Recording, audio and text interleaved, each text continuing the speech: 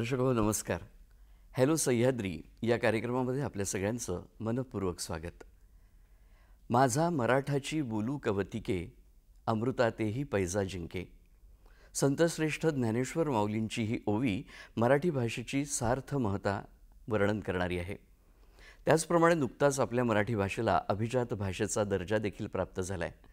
खरं तर मराठी भाषा ही पूर्वीपासूनच अभिजात होतीच, पण आता त्याला राजमान्यता प्राप्त झाली आहे. मराठी भाषिकांच्या हृदयामध्ये असलेली मराठी भाषा आता राजसिंहासनावर आरूढ झाली आहे. त्यामुळे मराठी भाषेला एक वेगळंच महत्त्व प्राप्त झालं आहे. असं असलं तरी मराठी भाषेचा विकास आणि मराठी भाषेचं संवर्धन हे देखील तितकंच महत्त्वाचं आहे. याशिवाय मराठी भाषेला ज्ञानभाषा करण्यासंबंधीचे प्रयत्न देखील सर्वच स्तरांवरून सुरू झालेले आहेत. या सर्व पार्श्वभूमीवर मराठी भाषेची अभिजातता म्हणजे नेमकं काय, मराठी भाषा आता ज्ञानभाषा होणार म्हणजे नेमकी ती कशी होणार, त्याची प्रक्रिया कशी असणार, या सर्व प्रक्रियेची आव्हानं काय असणार यासंबंधीची चर्चा आजच्या कार्यक्रमामधून आपण करणार आहोत. आणि या कार्यक्रमाचं शीर्षक आपण दिलेलं आहे ज्ञानभाषा माय मराठी. या चर्चेमध्ये सहभागी होण्यासाठी आज आपण आपल्या स्टुडिओमध्ये आमंत्रित केलं आहे मराठी भाषेचे ज्येष्ठ अभ्यासक, समीक्षक आणि लेखक माननीय डॉक्टर राजेंद्र नाईकवाडे यांना. डॉक्टर राजेंद्र नाईकवाडे हे गेल्या 25 वर्षापासून मराठी भाषेच्या अध्यापनाचं कार्य करत आहेत. ते नागपूर विद्यापीठाच्या अभ्यास मंडळाचे अध्यक्ष आहेत. त्यांच्या हाताखाली आत्तापर्यंत 10 विद्यार्थ्यांनी आचार्य पदवी संपादन केली आहे आणि अनेक विद्यार्थी आता आचार्य पदवीच्या संपादनाच्या कार्यामध्ये त्या मार्गदर्शन घेत आहेत. याशिवाय त्यांची 15 स्वतंत्र समीक्षा ग्रंथ जी त्याची संपादनं त्यांनी केली आहेत आणि 5 स्वतंत्र अशी समीक्षा ग्रंथ संपदा त्यांनी प्रकाशित केली आहे, लिहिलेली आहेत. याशिवाय एक प्रेमपत्र संग्रह देखील त्यांचा प्रसिद्ध झालेला आहे. त्यांच्या अनेक पुस्तकांना मानाचे असे पुरस्कार प्राप्त झालेले आहेत. तसंच अनेक साहित्यविषयक संस्थांमध्ये ते कार्यरत आहेत आणि मराठी भाषेच्या संवर्धनासाठी आणि विकासासाठी सक्रिय योगदान देत आहेत. मराठी हा त्यांच्या अत्यंत जिव्हाळ्याचा विषय आहे, तेव्हा आपण त्यांच्याशी या संपूर्ण विषयावर चर्चा करूया. सर नमस्कार. कार्यक्रमामध्ये आपलं मनपूर्वक स्वागत. नमस्कार. मी आत्ताच म्हटल्याप्रमाणे मराठी भाषेला आपल्या अभिजाततेचा दर्जा मिळाला आहे. नेमकी ही अभिजातता म्हणजे काय आणि या अभिजाततेअंतर्गत कोणकोणत्या बाबी येतात की जेणेकरून आपल्या मराठीला त्याच्यामुळे अभिजातता प्राप्त झाली? ज्यावेळी आपण म्हणतो की आपली भाषा अभिजात आहे, तर त्या संदर्भात अनेक लोकांच्या मनामध्ये गैरसमज असतात की अभिजात म्हणजे आताच आपली भाषा झालेली आहे.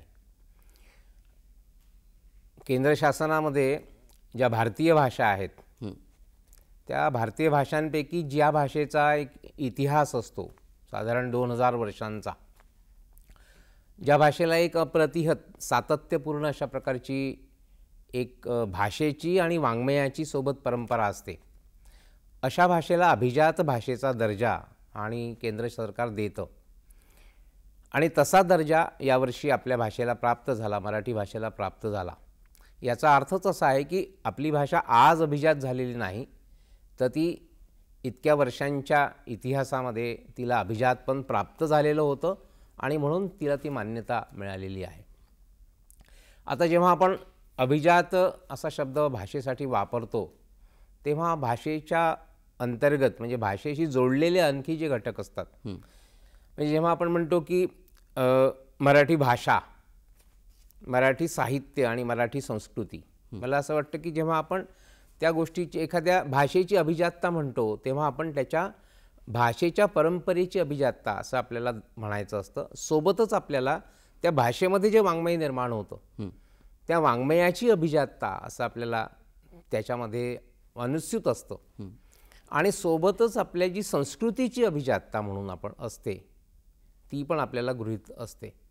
आपण जेव्हा भाषेची अभिजातता असा शब्द वापरतो तेव्हा त्या भाषेला 2000 वर्षांचा किमान इतिहास असला पाहिजे. म्हणून आपल्या जी समिती होती या संदर्भात गठीत करण्यात आलेली, तिने असं सिद्ध केलं की गाहा सत्तसईसारखा जो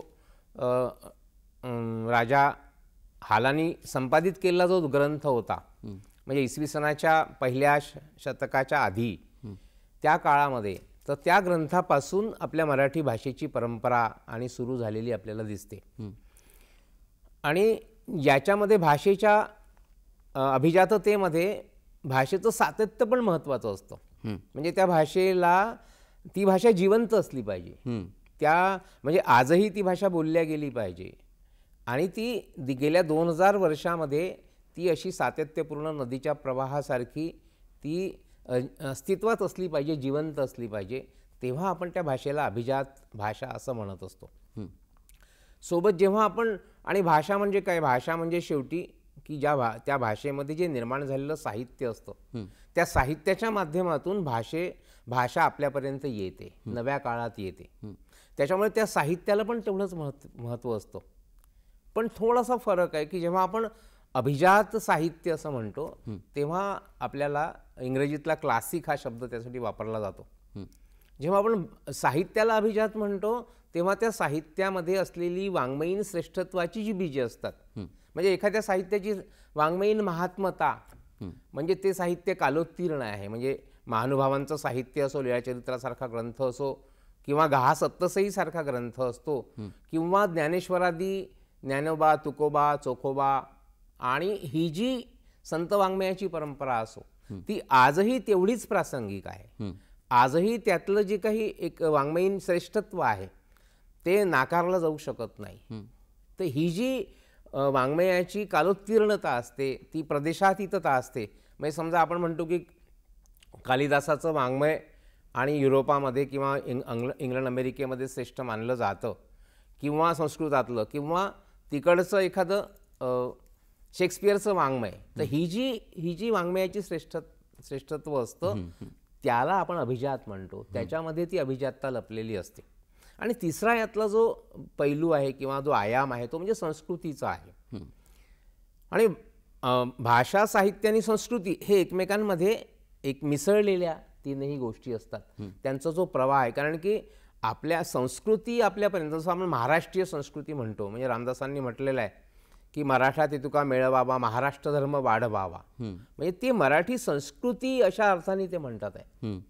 महाराष्ट्र धर्म असा शब्द जो वापरतात तो, तर ही जी संस्कृती असते ती शेवटी भाषेच्या आणि साहित्याच्या माध्यमातूनच आपल्यापर्यंत येत असते. संस्कृतीचं जे वहन होतं, म्हणजे संस्कृतीच्या संदर्भात आपण अभिजातता कशाला म्हणू, तर ती जी काही संस्कृतीची जीवनमूल्य असतात, जी जीवनमूल्य आजही तेवढीच प्रासंगिक असतात.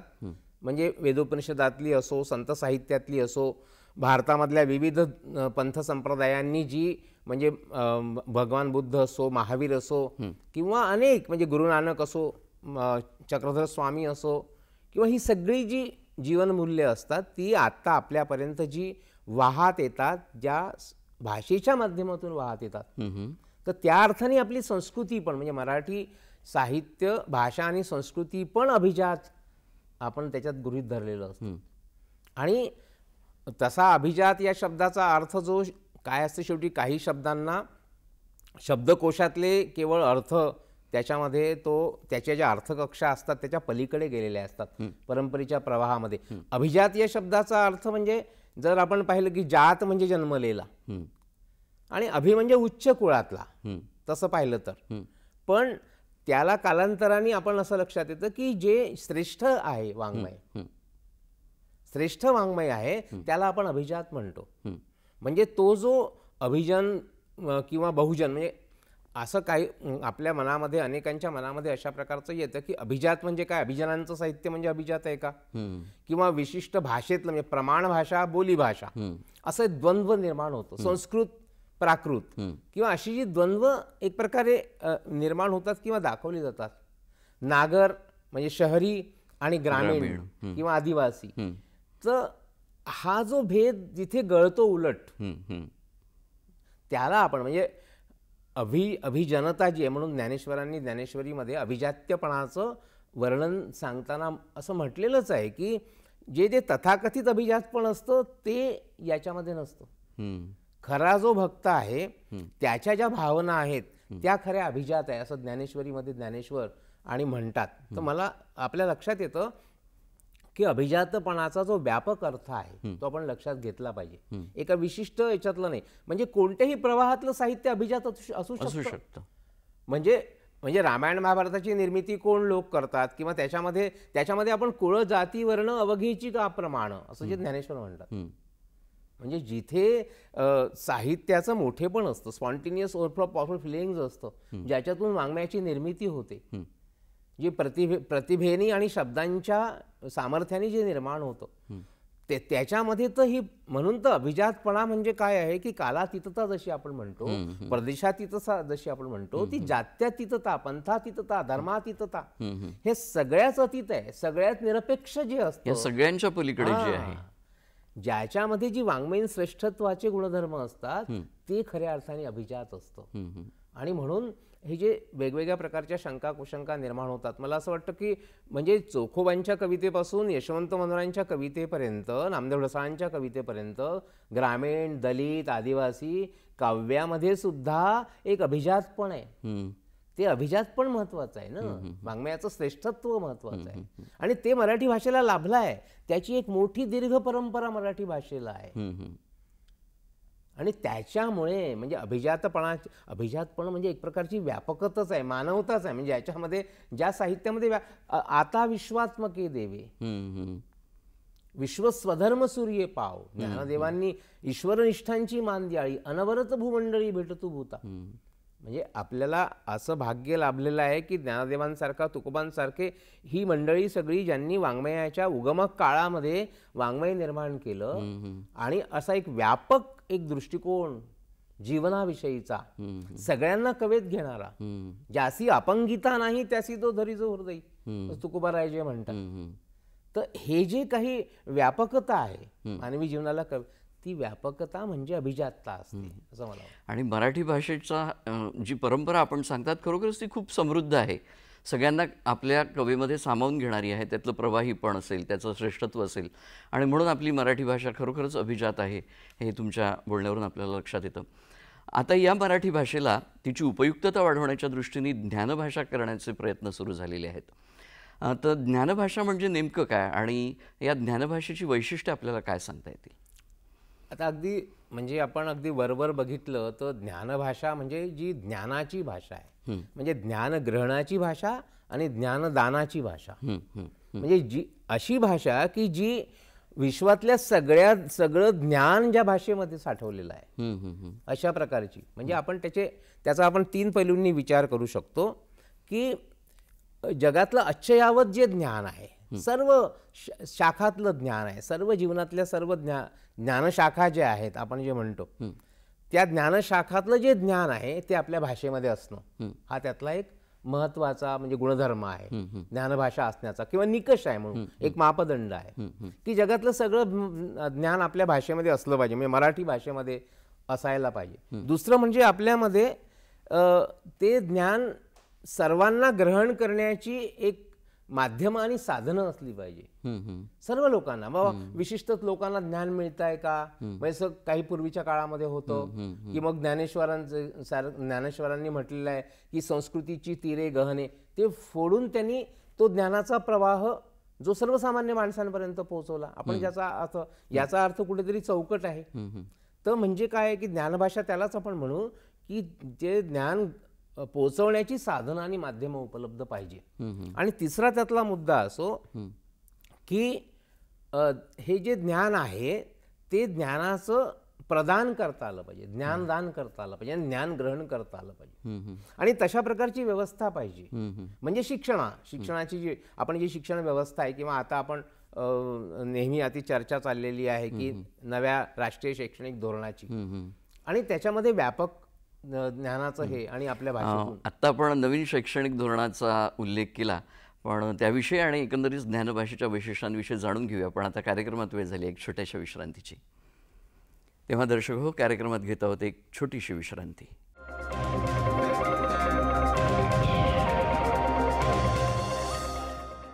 विश्रांतीनंतर हॅलो सह्याद्री या कार्यक्रमात आपल्या सगळ्यांचं पुन्हा एकदा मनपूर्वक स्वागत.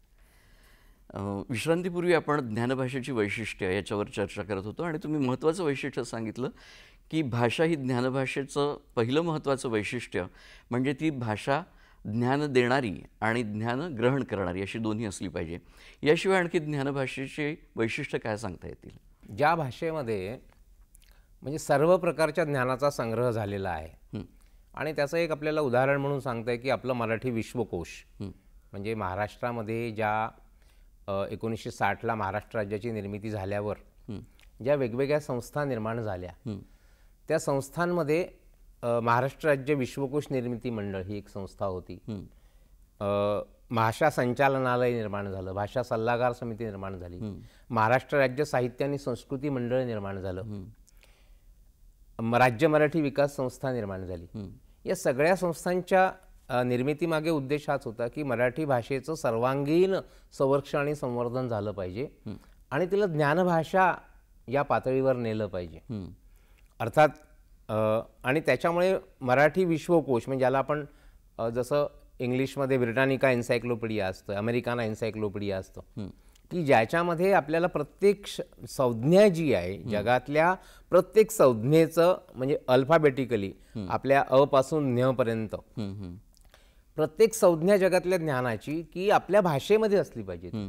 मग ती वैद्यकीय असो, अभियांत्रिकी असो, कुठल्याही म्हणजे सगळ्या ज्ञानशाखा म्हणजे कला, साहित्य, क्रीडा, संस्कृती, विज्ञान, तंत्रज्ञान सर्व त्या सगळ्या जगातलं ज्ञान जे आहे ते आपल्या भाषेमध्ये आलं पाहिजे आणि त्याची सुरुवात आपल्याला दिसते. अर्थात याचा अर्थ असा नाही की आपल्याकडे आपली भाषा जी आहे आधी ज्ञानभाषा नाही आहे. म्हणजे अगदी आपण अगदी 11व्या शतकामध्ये देशी नाममाला संग्रह हेमचंद्र यांनी जो काढला होता, असं म्हणतात की त्याच्यामध्ये देशी भाषांच्या शब्दांचा संग्रह त्यांनी केला होता तो त्या काळामध्ये. किंवा आपल्याला दिसतं की राज्य व्यवहार कोश छत्रपती शिवाजी महाराजांनी निर्माण केला होता. तर हे सगळे जे प्रयत्न असतात म्हणजे ज्ञानभाषा करण्याच्या याच्यातले हे टप्पे आहेत. जसं त्याच्यामध्ये आपल्याला म्हणता येईल की वेगवेगळ्या प्रकारचं जे कोश वाङ्मय असतं म्हणजे ते मराठीमध्ये किती मोठ्या प्रमाणात आहे त्याच्यावरून आपण ठरवू शकतो की मराठी ज्ञानभाषा आहे की नाही आहे. म्हणजे मी विश्वकोशाचं एकच उदाहरण दिलं, पण आपल्याकडे म्हणजे हे तर संस्थात्मक झालेले प्रयत्न आहे. गेल्या 50 वर्षामध्ये विश्वकोशाचे 20 खंड निर्माण झाले आणि त्याच्यामध्ये आता मला वाटतं की जवळपास ते काम पूर्ण झालेलं आहे. 20वा खंड अलीकडे प्रकाशित झाला. 1973 मध्ये त्याची स्थापना झाली होती लक्ष्मीशास्त्री जोशी यांच्या नेतृत्वामध्ये आणि ते काम सुरू झालं होतं. म्हणजे ते आपल्याला ते जर आपण खंड पाहिले तर आजही आपल्याला कुठल्याही प्रकारच्या एखादा प्रश्न पडला कोणत्याही ज्ञानशाखेतला म्हणजे विज्ञानातला, फिजिक्स, केमिस्ट्री, मॅथ्समधला, तरी आपण त्याच्यामध्ये मराठी विश्वकोश असं टाकलं तर आपल्याला त्याचं अद्ययावत ज्ञान मिळू शकतं. बरं, म्हणजे हे झाले प्रयत्न. पण आपल्याकडे मराठीला ज्ञानभाषा करण्यासाठी वैयक्तिक सुद्धा अनेकांनी प्रयत्न केलेले आहेत. म्हणजे भारतीय संस्कृती कोश आहेत किंवा महाराष्ट्रीय ज्ञानकोश आहे श्रीधर व्यंकटेश केतकरांचा. म्हणजे आपल्याकडे म्हणजे एकेका व्यक्तीने सुद्धा मराठी भाषेला ज्ञानभाषा करण्यासाठी अनेक प्रयत्न केलेले आहेत. तत्वज्ञान कोश असतील, क्रीडा कोश असतील. आता अलीकडच्या काळामध्ये अच्युत गोडबोलेंसारखा लेखक आहे, त्यांनी जगातल्या सगळ्या ज्ञानशाखा म्हणजे मनात नावाचं त्यांचं पुस्तक आहे तर मानसशास्त्रावरचं आहे, गणिती नावाचं पुस्तक आहे गणितावरचं आहे. तर त्यांनी असं सगळं ज्ञान म्हणजे असे कितीतरी म्हणजे शेकडो आपण नावं सांगू शकतो. म्हणजे महादेव शास्त्री जोशींनी संस्कृती कोशाची निर्मिती केली, चित्रावांनी भारतीय चरित्र कोशाची निर्मिती केली. तर अशा अनेक म्हणजे त्याच्यामध्ये आपल्याला म्हणता येतं की ह्या कोश वाङ्मयामध्ये म्हणजे ज्याच्यामध्ये अगदी ज्ञानकोशापासून तर माहिती संकलनापर्यंत असे अनेक वेगवेगळे प्रयत्न आहेत. आणि त्याच्यामध्ये बघा 3 पातळ्यांवर म्हणजे शासनाच्या पातळीवर जे मी संस्थांची नावं घेतली त्या संस्थांनी प्रयत्न केलेले आहेत. त्यांनी स्वतंत्र कोश म्हणजे भाषा संचालनालय जे आहे आपले त्यांनी जवळपास 68 कोश निर्माण केले आहेत परिभाषेचे आणि 4 लाख शब्द त्याच्यामध्ये त्यांच्या. आपण जर त्यांची वेबसाईट पाहिली तर आपल्याला दिसतं की वेगवेगळ्या ज्ञानशाखातल्या जे कारण की काय असतं की समजा अभियांत्रिकीमध्ये आता नवीन याच्यामध्ये काय अभियांत्रिकीचं शिक्षण मराठी भाषेतून देण्याचा प्रयत्न चाललाय, काही ठिकाणी ते झालं पण आहे, त्याचा आपण विचार करता येईल आपल्याला विस्ताराने नंतर. तर मग त्याच्यासाठी शब्द पाहिजे. तर ही जी परिभाषा त्याला परिभाषा कोश आपण म्हणतो की कॉम्प्युटरच्या क्षेत्रातली म्हणजे संगणकाच्या क्षेत्रातलं काय परिभाषा असेल किंवा ज्ञान. तर असे जवळपास 68 कोश आपल्या भाषा संचालन निर्माण केलेले आहेत. बरं. तर हा एक प्रयत्न असतो. दुसरा प्रयत्न असतो की अशासकीय संस्था असतात. म्हणजे अनेक अशा संस्था आहेत की जसं यांनी घडवलं सहस्त्रक सारखं ग्रंथ असेल किंवा साप्ताहिक विवेकनी अनेक प्रकारचे कोश म्हणजे कोश सदृश अशा प्रकारचं ज्ञान संकलित करणारं वाङ्मय मोठ्या प्रमाणात निर्माण केलं आहे. म्हणजे त्यांची शिल्पकार चरित्रकोशाची जी 12 खंडातली जी मला वाटतं 20 खंड आहेत त्याची वेगवेगळ्या ज्ञानशाखातले कोश त्यांनी निर्माण केले. तर अशासकीय पातळीवर पण मराठीला ज्ञानशाखा ज्ञानभाषा करण्याचा प्रयत्न चालले आहेत. आणि वैयक्तिक पातळीवर मी जे काही उदाहरणं दिली तुम्हाला आजही आत्ताही अशा प्रकारची आहेत. त्याच्यामुळे अशा सगळ्यांच्या प्रयत्नातून ही मराठी जी आहे तिला ज्ञानभाषा करण्याचा प्रयत्न. आणि तो मी देशीनाममालापासून तुम्हाला सांगितलं, राज्य व्यवहार कोशाचं उदाहरण आपल्याला असं घेता येतं की मराठीला ज्ञानभाषा करण्याचा प्रयत्न. आणि एक आपल्या लक्षात येतं की जगातलं जे तत्वज्ञान आहे ते पण मराठी भाषेमध्ये अनेक वर्षांपासून येत आहे. म्हणजे आपल्याला म्हणजे गीता भाष्याची जरी आपण परंपरा पाहिली तर ज्ञानदेवांपासून आणि लोकमान्यांपर्यंत आणि विनोबांपर्यंत ती आपल्याला दिसते मराठीतली. म्हणजे म्हणून द.भी. कुलकर्णी असं म्हणायचे की ज्ञानेश्वरी किंवा संत वाङ्मय ही एक स्वतंत्र ज्ञानशाखा होईल, इतकं त्याच्यामध्ये विविधता आहे किंवा इतकं त्याच्यामध्ये ज्ञान साठवलेलं आहे. आणि जे जगातलं अनेक प्रकारचं तत्वज्ञान आहे, शरदर्शन आहे, वेगवेगळं तत्वज्ञान आहे, त्या तत्वज्ञानावर भाष्य करणारं, त्या तत्वज्ञानाचं स्वरूप उलगडून दाखवणारं असं वाङ्मय मराठीमध्ये कितीतरी कालखंडापासून निर्माण झालेलं आहे. त्याचं एक ज्ञानभांडारामध्ये विशाल अशा रूपांतर झालेलं आहे. आणि म्हणून आपण मराठीला ज्ञानभाषा असं आपल्याला म्हणता येऊ शकतं. मात्र ही ज्ञानभाषा होण्याची प्रक्रिया देखील एक अखंडपणे चालणारी आहे. तुम्ही जी परंपरा सांगितली आणि त्यात जी भर पडत गेली आहे त्याच्यामुळे आता ज्ञानभाषेपर्यंत मराठीला स्वरूप त्याचं प्राप्त झालेलं आहे असं तुम्ही म्हणतात. पण मग मराठी भाषा ज्ञानभाषा होते म्हणजे नेमकं काय होते आणि त्याची प्रक्रिया काय तुम्ही सांगू शकाल? म्हणजे ज्ञानभाषा होते म्हणजे काय तर त्या भाषेमध्ये सर्व प्रकारचं ज्ञान उपलब्ध होतं आणि त्याच्यासोबतच ते ज्ञानदानाची एक प्रक्रिया पण त्याच्यामध्ये उपलब्ध असते. म्हणजे आपण जर आता म्हणजे जसं मराठी भाषा विद्यापीठ रिद्धपूरला आता अलीकडेच याच वर्षी स्थापन झालं आणि आता मी पण त्या समितीमध्ये होतो, त्या विद्यापीठाच्या आराखडा जी समिती होती त्याच्यामध्ये होतो मी. तर त्याच्यामध्ये असाच प्रयत्न आहे की सगळं ज्ञान आपल्याला मराठी भाषेतून देता आलं पाहिजे. म्हणजे त्याचे बघा त्याच्या 2 बाजू असतात. एक तर सगळं ज्ञान मराठीतून देता आलं पाहिजे आणि मराठीचं ज्ञान जगातल्या सगळ्या भाषेतून देता आलं पाहिजे. म्हणजे दोन्ही बाजू आहे त्याच्यामध्ये. मग ते हे जे वर्तुळ जेव्हा पूर्ण होतं तेव्हा आपण अर्थात हे सगळं आव्हानात्मक काम आहे. म्हणजे ज्ञानभाषेच्या प्रवासामध्ये म्हणजे त्याचं क्षितिज विस्तारलेलं आहे, मोठं क्षितिज आहे.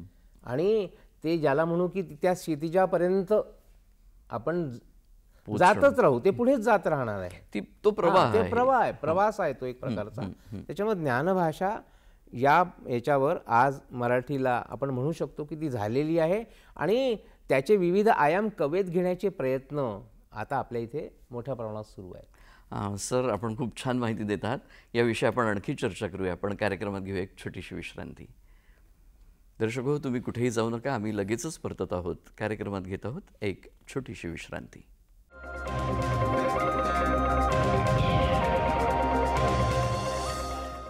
विश्रांतीनंतर कार्यक्रमात आपल्या सगळ्यांचं मनपूर्वक स्वागत. आजच्या हॅलो सह्याद्री या कार्यक्रमात ज्ञानभाषा माय मराठी या विषयावर आपण चर्चा करत आहोत आणि आपल्या चर्चेमध्ये सहभागी आहेत मराठीतले सुप्रसिद्ध लेखक आणि समीक्षक माननीय डॉक्टर राजेंद्र नाईकवाडे. सर, विश्रांतीपूर्वी आपण ज्ञानभाषेची वैशिष्ट्य सांगितली आणि ज्ञानभाषेची प्रक्रिया देखील आम्हाला सांगितली. पण आता या नवीन शैक्षणिक धोरणाचा उल्लेख देखील तुमच्या बोलण्यातून आला होता. तर हे जे नवीन शैक्षणिक धोरण आहे ते राबवण्याची नांदी आता सर्वत्र सुरू झाली आहे. त्याची प्रक्रियाही सर्व स्तरांवरून आता अत्यंत वेगानं होते आहे. तेव्हा या नवीन शैक्षणिक धोरणामध्ये मराठीसह सर्वच प्रादेशिक भाषांना कसं स्थान देण्यात आलं आहे? नव्या शैक्षणिक म्हणजे राष्ट्रीय शैक्षणिक धोरण जे आहे ते 2020मध्ये त्याला आपण NEP 2020 असं म्हणतो.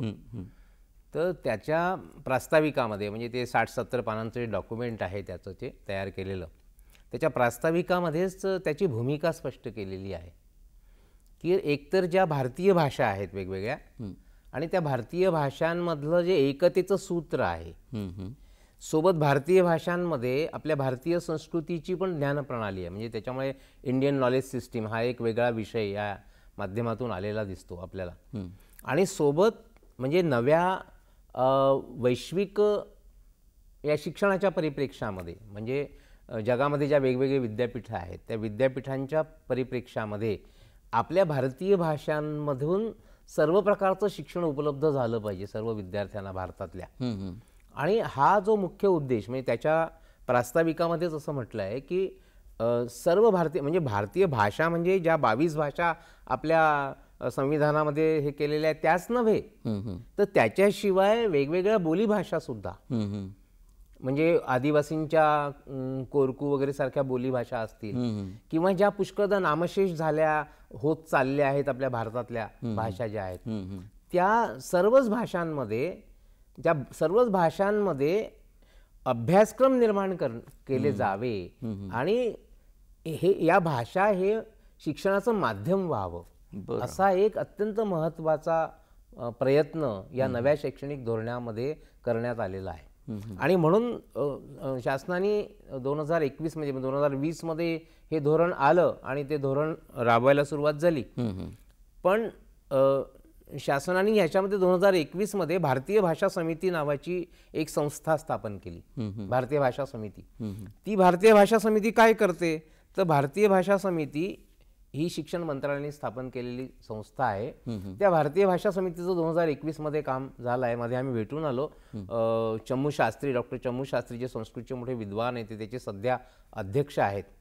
ही भारतीय भाषा समिती सध्या काय काम करते आहे तर विविध भारतीय भाषांमध्ये आपले सगळे अभ्यासक्रम म्हणजे प्राथमिक पासून ते उच्च शिक्षणापर्यंतच्या विविध अभ्यासक्रमांची पुस्तकं विविध भाषांमध्ये, म्हणजे केवळ ह्या आपल्या मुख्य भाषाच नाही, अभिजात भाषाच नाही, तर छोट्या छोट्या बोली भाषा ज्या वेगवेगळ्या भाषांमध्ये बोलल्या जातात त्याच्यामध्ये पण उपलब्ध झालं. पुष्कळ आपल्या लक्षात येतं की आमचे आदिवासी विद्यार्थी जे असतात ना त्यांना मराठी भाषा जी प्रमाण भाषा आहे ना त्यातले सुद्धा अडचणीचे शब्द वाटतात. बरोबर. त्याच्यामुळे ज्ञानग्रहणामध्ये हा जो अडथळा येतो, आता बघा पुष्कळ आपण पाहतो की UPSCच्या पातळीवर, MPSCच्या पातळीवर पूर्वी अशा प्रकारची व्यवस्था नव्हती की मराठीतून आपल्या मातृभाषेतून पेपर लिहिता येत नव्हता. आता ती व्यवस्था झालेली आहे. तर ही जी प्रक्रिया आहे म्हणजे भारतीय भाषा समितीने तर इतके योजना आखलेल्या आहेत आणि त्यांच्या काही पूर्ण पण झाल्या आहेत. म्हणजे अभियांत्रिकीचं संपूर्ण शिक्षण मराठी भाषेतून, म्हणजे पूर्वीच्या काळामध्ये आम्हाला आठवतं की मध्य प्रदेशामध्ये हिंदी माध्यम होतं BScला, तर BScच नव्हे तर अभियांत्रिकी आणि वैद्यकीय शाखा या सर्व शाखांचं जे माध्यम आहे म्हणजे सोडवता येऊ शकणार आहे. म्हणजे समजा एखाद्या विद्यार्थ्याने आधी अशी उपलब्ध नव्हती, त्याला फक्त इंग्रजीतूनच आपले शब्द सोडवावं लागत होतं, तर आता हे याच्यातून होणार आहे. आणि त्याच्यासाठी मग सगळ्या प्रादेशिक भाषांसोबत अर्थातच मराठी भाषेला पण आणि मराठी भाषेला सुद्धा याच्यामधून एक संरक्षण आणि संवर्धन प्राप्त होणाऱ्या भाषेला या नव्या शैक्षणिक धोरणामध्ये असं आपल्याला दिसतं. आता नवीन शैक्षणिक धोरणामध्ये नुसार आता अभ्यासक्रम देखील बदलत आहेत. ते बदलवावे लागणं क्रमप्राप्त आपल्याला झालेलं आहे. नागपूर विद्यापीठाच्या अभ्यास मंडळाचे आपण अध्यक्ष आहात. गेल्या अनेक दीर्घ कालावधीमध्ये आपण अध्यापनाचं आणि मराठीच्या साहित्य क्षेत्रामध्ये कार्यरत देखील आहात. मराठी भाषेमध्ये होत असलेले बदल, अभ्यासक्रमांमध्ये होत असलेले बदल, चढ उतार, अनेक प्रवाह यांचे आपण साक्षेपी असे साक्षीदार आहात. आपल्या नेतृत्वामध्ये नागपूर विद्यापीठाच्या मराठी साहित्याचा अभ्यासक्रमाचा आकृतीबंध देखील तयार करण्यात आलेला आहे आणि तो अभ्यासक्रम आता विद्यार्थ्यांसाठी तयार देखील झालेला आहे. तर या नवीन शैक्षणिक धोरणानुसार आपण जो नागपूर विद्यापीठाच्या किंवा एकंदरीतच, कारण आता विद्यापीठ हे सीमित राहिलेलं नाही, कुणीही कुठल्याही विद्यापीठामध्ये शिक्षण घेऊ शकतो, अभ्यास करू शकतो. त्याच्यामुळे केवळ नागपूर विद्यापीठाचाच उल्लेख करणं योग्य होणार नाही. तर आपण आपल्या विद्यापीठामध्ये मराठीचा जो नवीन अभ्यासक्रम तयार केलेला आहे त्या अभ्यासक्रमामध्ये मराठीचं एकंदरीत वैशिष्ट्य काय आणि कशा पद्धतीने त्याची रचना आपण केलेली आहे? काय होतं, ज्यावेळी नवीन शैक्षणिक धोरण म्हणजे राष्ट्रीय शैक्षणिक धोरण लागू करण्याचा निर्णय झाला तेव्हा एक खूप मोठं आव्हान होतं आपल्याकडे. आपण पारंपरिक ज्या पद्धतीचे अभ्यासक्रम होते आजपर्यंत, म्हणजे समजा मराठी साहित्याचा अभ्यासक्रम असेल किंवा आवश्यक मराठी म्हणत होतो आपण एका विषयाला, तर त्याच्यामध्ये एक काहीतरी छोटं भाग घ्यायचा आणि तो द्यायचा, अशा प्रकारचं होतं. या नव्या शैक्षणिक धोरणामध्ये काय झालं, त्याचा आकृतीबंधच इतका मोठा आहे, म्हणजे 8 सेमिस्टरमध्ये रचना केलेली आहे. बरं. आणि त्याच्यामध्ये सुरुवातीच्या काळामध्ये ते म्हणायचे की एकच विषय घ्या तुम्ही, पण नागपूर विद्यापीठामध्ये आणि अनेक विद्यापीठांमध्ये मराठी भाषा आणि मराठी साहित्य असे 2 स्वतंत्र मेजर सब्जेक्ट आपण घेतले. बरं. मग त्याच्याने काय झालं की विद्यार्थ्यांसमोर ती उपलब्धता आहे त्याच्यामध्ये व्यापक मराठीचं आलं सर. आणि मराठी भाषेचा म्हणजे 8 सेमिस्टरचा अभ्यासक्रम मराठी भाषेचा तयार करायचा हे एक मोठं आव्हान होतं. हो हो. म्हणजे केवळ भाषेचा एक स्वतंत्र अभ्यासक्रम. आणि म्हणजे ज्या विद्यार्थ्यांनी मराठी भाषा हा मेजर विषय घेतला आहे त्याला त्या 8 सेमिस्टरमध्ये असे मेजरचे जवळपास 20 सब्जेक्ट राहतील. 20 विषय, त्या 20 विषयांची रचना.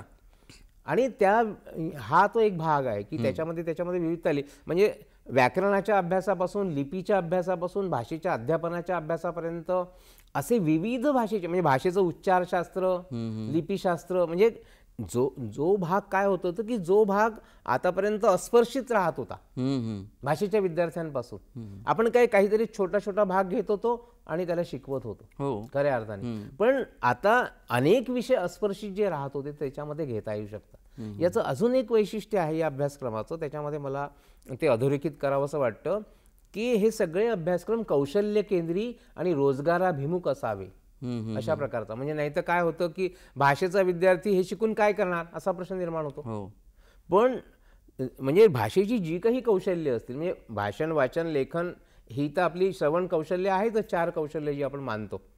पण त्या कौशल्यांवर प्रभुत्व प्राप्त करण्यासाठी म्हणजे इव्हन आता आम्ही आमच्या अभ्यासक्रमामध्ये डबिंग कला आणि व्यवसाय नावाचा अभ्यासक्रम केला तयार. म्हणजे तो आम्हाला करावा लागला. म्हणजे आव्हानं कशी आहेत बघा नव्या युगाची, की पटकथेचा अभ्यासक्रम, डबिंगचा अभ्यासक्रम किंवा मुद्रित शोधनाचा अभ्यासक्रम, माध्यमातल्या कौशल्यांचा अभ्यासक्रम, म्हणजे आणि दृकश्राव्य माध्यम, मुद्रित माध्यम, मग त्यातले लेखन प्रकार, त्यातले आकृतीबंध, बातमी कशी लिहायची, त्याच्यासाठी सुद्धा अभ्यासक्रम. आणि त्या अभ्यासक्रमांमध्ये वेगवेगळ्या प्रकारचे अभ्यासक्रम आहे की VSC नावाचा एक अभ्यासक्रम सुरू केला की व्यावसायिक कौशल्य केंद्रीय अभ्यासक्रम त्याला आपण म्हणता येऊ शकतं. किंवा SEC कौशल्य विकास अभ्यासक्रम, AEC क्षमता विकास अभ्यासक्रम, IKS, VEC, CC हे सगळे अभ्यासक्रम. आणि हे म्हणजे त्या मेजर विषयाशी म्हणजे मराठीशी संबंधित. मराठीमध्ये व्यक्तिमत्वाचा विकास, मराठी काय आहे शेवटी व्यक्तिमत्वाच्या विकासाचं एक माध्यम आहे भाषा, आणि तुमची मातृभाषा ते त्याचं माध्यम आहे. तर त्याच्यासाठी म्हणून अशा प्रकारचे अभ्यासक्रम की ते, आणि त्याच्यामध्ये वेगवेगळ्या प्रकारचे प्रोजेक्ट पुन्हा छोटे छोटे म्हणजे त्या पातळीवर. म्हणजे आधी आपण अशी कल्पना केली नव्हती की BA चा विद्यार्थी सुद्धा काहीतरी फील्ड प्रोजेक्ट करेल, आपल्या विषयाचं संशोधन करेल किंवा ऑन जॉब ट्रेनिंग करेल. म्हणजे एखाद्या वर्तमानपत्रामध्ये जाऊन त्यांनी ट्रेनिंग करायचं 1 महिन्याचं 2 महिन्याचं, त्यासाठी त्याला प्रमाणपत्र मिळेल. अशा प्रकारचे अभ्यासक्रम ज्याच्यातून भाषेचा, साहित्याचा तर त्याला हे होईलच, पण भाषेची कौशल्य तो अशी अंगीकृत करेल की ज्याच्या माध्यमातून त्याला रोजगार मिळेल, रोजगाराभिमुखता त्याच्यामध्ये. सर, या अभ्यासक्रमाचा बदललेला आकृतीबंध आपण खूप छान पद्धतीने सांगतात, पण थोडंसं थांबावं लागणार आहे कारण कार्यक्रमात वेळ झाली एका छोट्याशा विश्रांतीची. कार्यक्रमात घेत आहोत एक छोटीशी विश्रांती.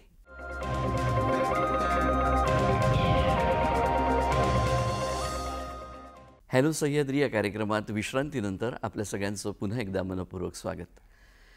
सर, विश्रांतीपूर्वी आपण नवीन शैक्षणिक आकृतीबंधासंबंधीची वैशिष्ट्ये आम्हाला सांगत होतात. खरोखरच खूप तरुणाभिमुख आणि लोकाभिमुख आणि रोजगाराभिमुख अशा कौशल्य आधारित असा अभ्यासक्रम आपण तयार करत आहात. याची आणखी काही वैशिष्ट्ये आहेत का? हां, याच्यामध्ये काय आहे की विद्यार्थी हा भाषेच्या अंगाने आणि तो घडला पाहिजे, म्हणजे त्याच्यामध्ये कौशल्य आली पाहिजे.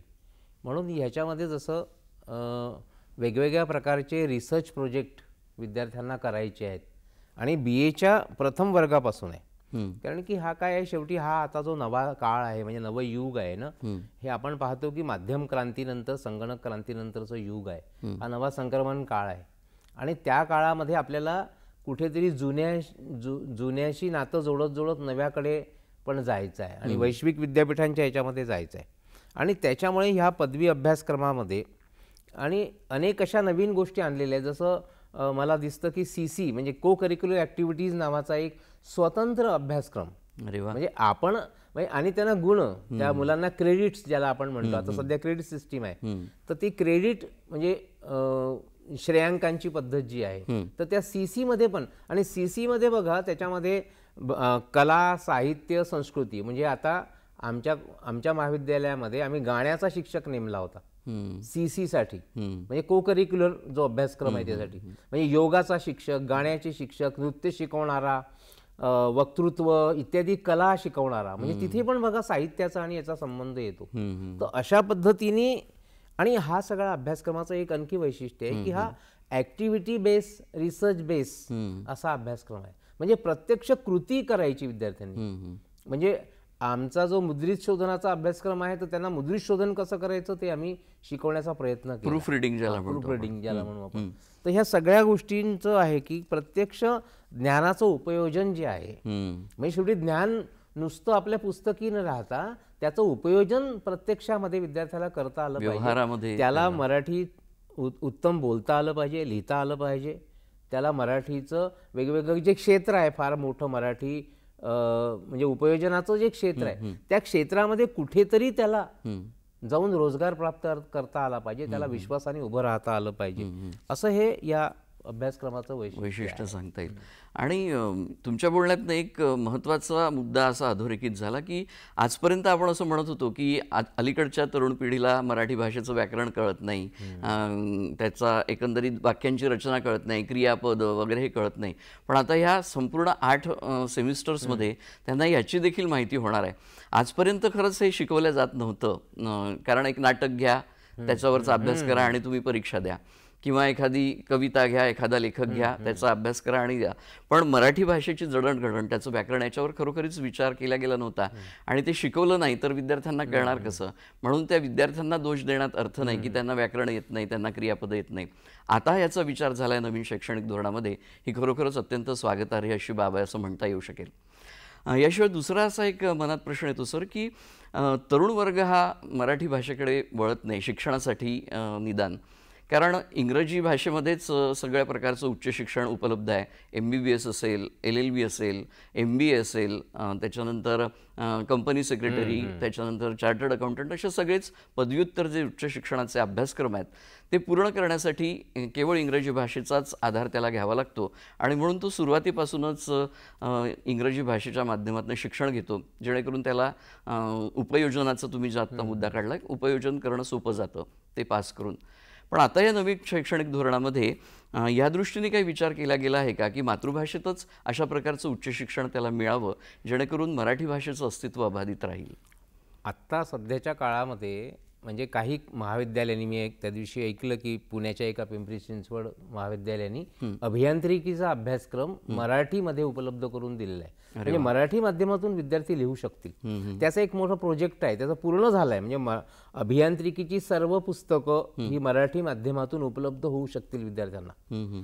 याला जोडूनच आता जे मराठी भाषा विद्यापीठ आपलं स्थापन झालं आहे रिद्धपूरला, त्या विद्यापीठाचा जर अभ्यासक्रम बघितला, त्या अभ्यासक्रमाच्या आराखड्या तयार करण्यामध्ये डॉक्टर सदानंद मोरे सर त्याचे अध्यक्ष होते ना, त्या समितीमध्ये मी होतो, आपण समिती सदस्य. तर त्याच्यामध्ये त्यांनी म्हणजे वेगवेगळे जे इतर ज्ञानशाखा आहे त्याचं शिक्षण मराठीतून कसं देता येईल त्याचा पण त्याच्यामध्ये एक स्कूल आहे त्याच्यामध्ये की आंतरविद्याशाखीय अभ्यास. त्याच्यामध्ये ज्या वेगवेगळ्या स्कूल केल्या आहेत त्यांनी, प्रशाला म्हटलेलं आहे, त्याच्यामधली एक स्कूल आहे आंतरविद्याशाखी अभ्यासाची, ज्याच्यामध्ये विविध ज्ञानशाखांचा अभ्यास मराठीतून केला जाणार आहे. शिवाय तिथे जी वेगवेगळ्या प्रकारची केंद्र, अभ्यास केंद्र स्थापन केली जाणार आहे, लँग्वेज लॅब ज्याला आपण म्हणतो, भाषेचं, आणि प्रयोगशाळा किंवा अशा प्रकारची वेगवेगळी केंद्र, त्याच्यामध्ये सुद्धा विविध प्रकारचं ज्ञान मराठी भाषेतून कसं उपलब्ध करता येईल आणि मराठी साहित्याचं आणि संस्कृतीचं ज्ञान इतर भाषातून कसं उपलब्ध करतं, म्हणजे इंग्रजीतून. म्हणजे असा दुहेरी हे आहे, तो प्रवास आहे तो एक प्रकारे. आणि त्याच्यासाठी म्हणजे अनुवाद, बाकीचे पण जे वेगवेगळे भाग आहे, म्हणजे अनुवाद आणि भाषांतराचं एक स्वतंत्र केंद्र आहे विद्यापीठामध्ये. आणि नव्या शैक्षणिक धोरणामध्ये पण ते आहे. आणि नव्या शैक्षणिक धोरणामध्ये छोट्या छोट्या महाविद्यालयांच्या पातळीपासून तर विद्यापीठाच्या पातळीपर्यंत सर्व स्तरावर या पद्धतीने प्रादेशिक भाषांना कसं एक संरक्षण आणि संवर्धन प्राप्त करता येईल हे याच्यामध्ये आपल्याला दिसतं. म्हणजे खरोखरच हे गरजेचं होतं, तरच विद्यार्थी मराठी भाषेतनं पहिलेपासून शिक्षण घेईल. त्याला असं हे माहिती एकदाच तो आश्वस्त झाला की मला पदवी घेतल्यानंतरही जे उच्च शिक्षण आहे आज अवेलेबल ते जर मराठीत असेल तर तो नक्कीच मराठी भाषेकडे वळेल. आणि जी एक सामान्यपणे भीती व्यक्त करण्यात येते की मराठी भाषा कुठे संपते का, मराठी शाळा बंद पडतात का, हे सगळे प्रकार थांबू शकतील. ह्या दृष्टीने नवीन शैक्षणिक धोरणामध्ये केलेले जे बदल आहेत ते खूप महत्त्वाचे आहेत असं मला वाटतं. याच अनुषंगाने आणखीन एक प्रश्न असा की मराठी भाषांमध्ये पदवी घेणारे किंवा शिक्षण घेणारे जे तरुण आहेत, ज्यांनी मराठी साहित्याचा चांगला अभ्यास केलेला आहे, अशा तरुणांसाठी मराठी भाषेच्या दृष्टीने रोजगाराच्या काही संधी उपलब्ध आहेत का? भरपूर संधी उपलब्ध आहे. मधल्या काळामध्ये डॉक्टर श्रीपाद भालचंद्र जोशी यांनी एका मराठी राज्य आणि मराठीचे वर्तमान नावाच्या एका ग्रंथाचं संपादन केलं. किंवा मागे पिंपरी चिंचवडच्या साहित्य संमेलनामध्ये एक मराठी भाषेवर मोठा ग्रंथ विजय कोवळेकरांनी संपादित केला होता. त्याच्यामध्ये या सगळ्या प्रश्नांची चर्चा, नितीन केळकर जे स्वतः माध्यमांमध्ये काम करत होते त्यांनी या सगळी आव्हानं व्यक्त करून, म्हणजे या क्षेत्रामध्ये दर्जेदार म्हणजे भाषा बोलता येणारे लोक, भाषा लिहिता येणारे लोक, वृत्त लिहिता येणारे लोक, म्हणजे सगळ्या क्षेत्रामध्ये जी गरज आहे, म्हणजे आपल्याला दिसतं की इंग्रजीच्या आक्रमणाने आणि बाकीच्या भाषांच्या याच्याने की मराठी भाषेवर प्रभुत्व असणारे लोक आणि मराठीच्या वेगवेगळ्या लेखन कौशल्यांमध्ये प्रभुत्व असणारे लोक, त्यांची कधी नव्हे ती आज गरज निर्माण झाली आहे. म्हणजे अगदी डबिंगचं क्षेत्र असेल, मी मगाशी उल्लेख केला, तर आपण पाहतो की कोणतीही वेब सिरीज असेल तर सगळ्या भाषांमध्ये ती अनुवादित केली जाते. आणि नाही, पूर्ण ती वेब सिरीजच त्याची पात्र वगैरे. तर आज आपल्या इथे नागपूरमध्ये सुद्धा अनेक असे कलावंत आहेत की ज्यांना ते म्हणजे त्यांच्याकडे माणसं नाही आहेत की मराठी भाषा चांगल्या पद्धतीने बोलता येऊ शकेल. तर मला असं वाटतं की अशी अनेक क्षेत्र आहेत, म्हणजे मुद्रित माध्यमं आहेत, ही माध्यमं आहेत, किंवा चित्रपट माध्यम आहे, किंवा इतर वाहिन्या आहेत, अशी सगळी माध्यमं, विविध माध्यमं जिथे किंवा निवेदनाचं क्षेत्र आहे, भाषांतर अनुवादाचं एक फार विशाल क्षेत्र आहे. आत्ताच नुकतंच एका प्रकल्पावर मी काम करतो आहे की ज्याच्यामध्ये संतांचं संपूर्ण साहित्य, म्हणजे मराठी संतांचं साहित्य सर्व भारतीय भाषांमध्ये अनुवादित केलं जाणार आहे. तर तिथे ते अनुवादक लागणार आहे, म्हणजे भाषांतराचं पण एक मोठं क्षेत्र आहे. अशा सगळ्या क्षेत्रामध्ये आपल्या मराठी भाषेवर प्रभुत्व असणारे लेखन आणि भाषण वाचन या सगळ्या याच्यावर जे विद्यार्थी, नवी पिढी जी आहे, ती पिढी जी लागणार आहे ती निर्माण करण्याचं कार्य या सगळ्या प्रक्रियेतून होईल. आणि मग एक चांगलं भविष्य, म्हणजे बघा आपोआप, म्हणजे सहजपणाने, हे सहजपणाने याच्यासोबतच आपली भाषा वृद्धिंगत होणार आहे, याच्यासोबतच आपलं साहित्य वृद्धिंगत होणार आहे. नव्या युगामध्ये ते नव्या पिढीपर्यंत आपोआपच पोहोचणार आहे. आणि नवी पिढी जेव्हा त्याच्यामध्ये स्वतःहून आपल्या रोजगाराचं साधन म्हणून जेव्हा सम्मिलित होईल, तेव्हा खऱ्या अर्थाने मराठी भाषेचं संरक्षण, संवर्धन होईल असं मला वाटतं. अगदी महत्त्वाचा आणि चांगला मुद्दा आपण सांगितला सर. कार्यक्रमात घेऊ एक छोटीशी विश्रांती आणि पुन्हा आपण चर्चा करूया. दर्शक हो, कार्यक्रमात घेत आहोत एक छोटीशी विश्रांती.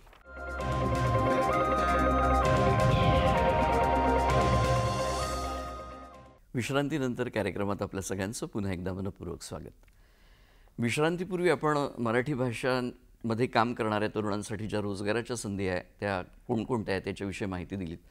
आता एक आणखी असा प्रश्न निर्माण होतो की नवीन शैक्षणिक धोरणामध्ये जो नवीन पुनर्रचित अभ्यासक्रम आपण आकृतीबंध तयार केलेला आहे, तो राबवण्यामध्ये काही आव्हानं आहेत का? ते आव्हानं कोणकोणते आहेत ते आम्हाला सांगा. आपण जेव्हा नव्या काळाचा विचार करतो तेव्हा दोन शब्द नेहमी वापरले जातात, एक पॅराडॉक्स आणि एक डायलेमा. म्हणजे काय असतं की एक अंतर्विरोध पण आहे. म्हणजे जेव्हा एका बाजूला आपल्याला नवं जग पण स्वीकारायचं आहे, नव्या जगाच्या सोबतीने पण आपल्याला चालायचं आहे, सोबत आपल्या संस्कृतीची जी धारा आहे त्याच्यामध्ये भाषा आहे, त्या भाषेला पण आपल्याला जपत आपल्या सोबत न्यायचं आहे. बरोबर. हा जो एक अंतर्विरोध आहे, किंवा आपण नव्या याच्याकडे जेव्हा जातो तेव्हा जुनं आपल्याला सोडावं लागतं कधी कधी. हा जो अंतर्विरोध आहे तो आपण कसा हे दूर करू शकतो, त्याचं मी जेव्हा नॅशनल एज्युकेशन पॉलिसीमध्ये हा खूप विचार करण्यात आलेला आहे की म्हणजे वैश्विक विद्यापीठांच्या पातळीवर आपली शिक्षण व्यवस्था ही गेली पाहिजे, आणि ती करताना आपल्याला आपल्या भाषा संस्कृतीचं पण जे धरोहर आहे, वारसा आहे, तो पण आपल्याला नेता आला पाहिजे. मग याचा अर्थ तो वारसा आपण इतरांपर्यंत पोहोचवू शकतो नव्या नव्या ज्ञानभाषेच्या रूपामध्ये. तर ते आव्हान आहे महत्त्वाचं. कारण की काय आहे की कालपर्यंत काय होतं की भाषेच्या अभ्यासक्रमांना विद्यार्थी मिळत नव्हते, म्हणजे मिळत नाही आहेत काही काळापर्यंतचा. मग आता ते कसे मिळतील, तर त्याच्यासाठी आपल्या मुळात अभ्यासक्रमामध्येच आमूलाग्र बदल करायची गरज आहे. कालानुरूप कदाचित ते नव्हतं, युगानुकूल ते नव्हतं, आणि त्याच्यामुळे युगानुकूल बदल करणं आणि ते वैश्विक विद्यापीठांच्या पार्श्वभूमीवर, कारण की आता काय की शिक्षणाची सगळी ही मुक्त एक प्रकारची व्यवस्था झालेली आहे. त्याच्यामुळे तुमच्या तुलनेमध्ये आणि तुमच्या स्पर्धेमध्ये सगळी चांगली चांगली विद्यापीठं येणार आहे. तेव्हा अनेक विद्यापीठातून मराठी भाषेच्या संदर्भातले किंवा साहित्य संस्थेच्या संदर्भातले सुद्धा अभ्यासक्रम येत आहेत. तेव्हा ते नव्या युगाला अनुकूल अशा प्रकारचे अभ्यासक्रम तयार करणं आणि ते हे एक आव्हान आहे. आणि म्हणून आपण शेवटी काय आहे की तरुणाईला आपल्याला म्हणजे जे नव्या पिढीची आहे त्यांनी पण एक गोष्ट लक्षात घेतली पाहिजे की शेवटी आपली भाषा, loss of culture is loss of identity असं आपण म्हणतो. आपली भाषा म्हणजे आपण आहोत, आपली संस्कृती म्हणजे आपण आहोत. म्हणजे म्हणून कुसुमाग्रजांनी जे म्हटलेलं ना की परभाषेतही व्हा पारंगत, ज्ञानसाधना करा परी, पण माय मराठी मरते इकडे परकीचे पद चेपू नका. भाषा मरता देशही मरतो, संस्कृतीचाही दिवा विझे. गुलाम भाषिक होऊन आपल्या प्रगतीचे शिर कापू नका. बघा, म्हणजे आपण ज्या संस्कृतीच्या आणि भाषेच्या फांदीवर बसलेलो आहोत, ज्या वृक्षावर बसलेलो आहोत, ज्याला गांधीजी द ब्युटिफुल ट्री असं म्हणायचे, आपली सगळी व्यवस्था त्याच्या फांदीवर बसून त्याच्या फांद्या तोडण्याचं काम आपण नाही करू शकत. तो शेवटी नव्या पिढीला ते करायचं आहे, ते हे करायचं आहे. कारण की आपण बघितलं पाहिजे की जगामधलं सगळं श्रेष्ठ वाङ्मय मातृभाषेतून निर्माण होतं. रवींद्रनाथ टागोर जेव्हा आपल्या भावनांची अभिव्यक्ती करतात तेव्हा सार्थक जन्म आमार जन्मेची देशे, सार्थक जन्म मागो तो माय भालवेसे असं ते म्हणतात. गांधीजी गुजरातीतून सत्याचे प्रयोग सांगतात आणि सावरकर आपली जन्मठेपेची कहाणी मराठीतून लिहितात. कोणताही सत्यजित राय, कितीतरी मोठे कलावंत बघा जगातले, म्हणजे ज्यांनी जगावर राज्य केलेलं आहे ते लोक मातृभाषेतून व्यक्त झालेले आहेत. हे नव्या पिढीने लक्षात घेतलं पाहिजे. कारण की मातृभाषा म्हणजे तुम्ही बाकीच्या भाषांवर प्रभुत्व प्राप्त करा, पण मातृभाषेचा जो पाया आहे तो जर पक्का असेल तर तुम्हाला दुसरी भाषा नीट शिकता येते, दुसऱ्या भाषेवरही आपल्याला प्रभुत्व प्राप्त करता येतं. आणि जगामध्ये शेवटी आपल्या संस्कृतीसह जो माणूस उभा राहतो, आपले माननीय पंतप्रधान मोदीजी त्याचं उदाहरण आहे की आपल्या संस्कृतीची मुळं घट्ट धरलेला व्यक्ती जो जगाच्या पातळीवर उभा राहतो त्यालाच मान असतो, त्याला सन्मान असतो. तर मला असं वाटतं भाषेच्या संदर्भातही नव्या पिढीने जर हे सत्य तत्व लक्षात ठेवलं तर आपल्या मराठीचं संवर्धन संरक्षण आपोआप होईल.